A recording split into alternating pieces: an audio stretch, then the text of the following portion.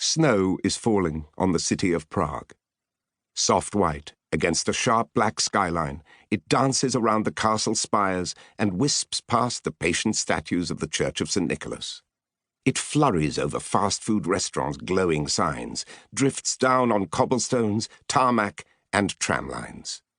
Old women in headscarves shiver, and street vendors selling hot sausages stamp their feet in Wenceslas Square. Bleary young tourists' teeth chatter outside bars in the old town. A tall man and a small girl stalk through the snow. The man wears a long black coat and a Homburg hat. He clutches a cane. The girl's black coat reaches her ankles, where purple and black striped socks disappear inside heavy black boots. She looks 9 or 10, with a pale, round face framed by long black hair. They cut briskly across the old town square, past grumbling workmen struggling to erect a huge 80-foot Christmas tree, past the house where a famous writer lived an unhappy life long ago, past an ancient cemetery crammed with graves, like a smashed mouth filled with broken teeth. For each of the man's long strides, the girl must take 3, yet she easily matches his angry pace. The city grows older around them as they walk. The light is fading, the day turning blue beneath a heavy slate sky. The snow is beginning to lie. It crumps under their feet. It frosts her hair like icing sugar.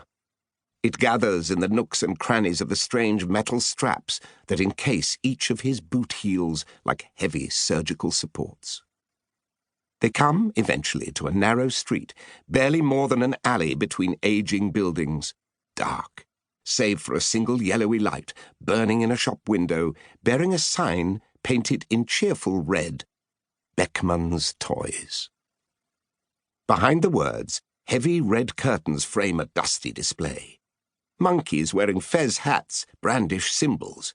Ventriloquists' dummies leer secret smiles at blushing Victorian dolls.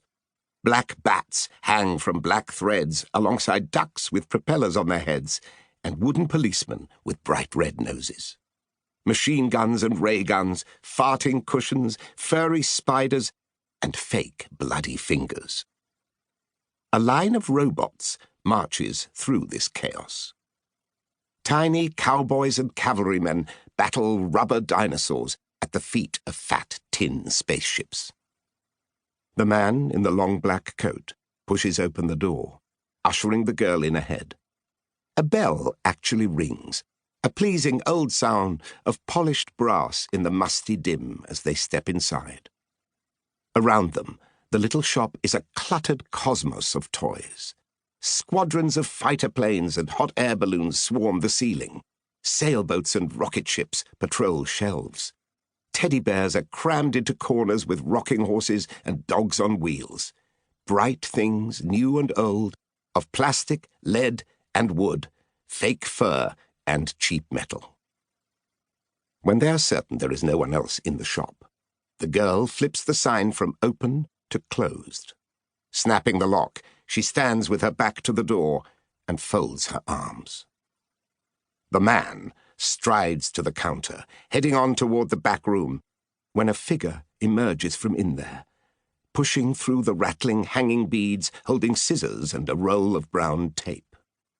A small man with severely cropped grey hair and big, round glasses, thick lenses reflecting the light, shabbily dressed but for an incongruously bright yellow with black polka dots silk scarf knotted at his throat.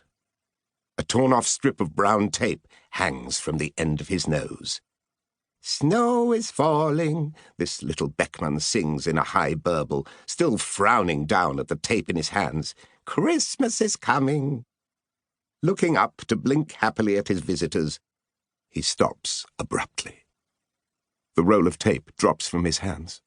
He swallows with difficulty. "Nyem," he licks his lips. "Did you get him?" The girl solemnly shakes her head.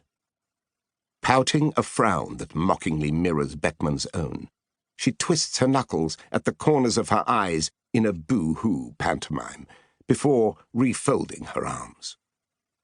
Beckman swallows again as the tall man leans across the counter. You had it. No, please, I can explain, Beckman begins, backing away. The man looms farther over him, reaching out a sharp, pale hand. Beckman flinches, grabs protectively at the scarf around his neck, and lets out a girlish shriek, it could be the word no, as the man rips the tape from his nose. Beckman laughs, a nervous and treacly too loud giggle. He pretends to relax as the tall man rubs the tape into a ball between his slender grey fingers and lets it drop. Tape, Beckman babbles, on my nose. Always I'm putting it there, forgetting, packaging up a gift, a horse, going to a little girl in Germany, near my old hometown. A lovely little horsey for a lovely little girl. He tries a grin on the girl. It curdles and dies as she glares back. She picks a toy revolver from a shelf. Still unsmiling, she aims at him, pulls the trigger.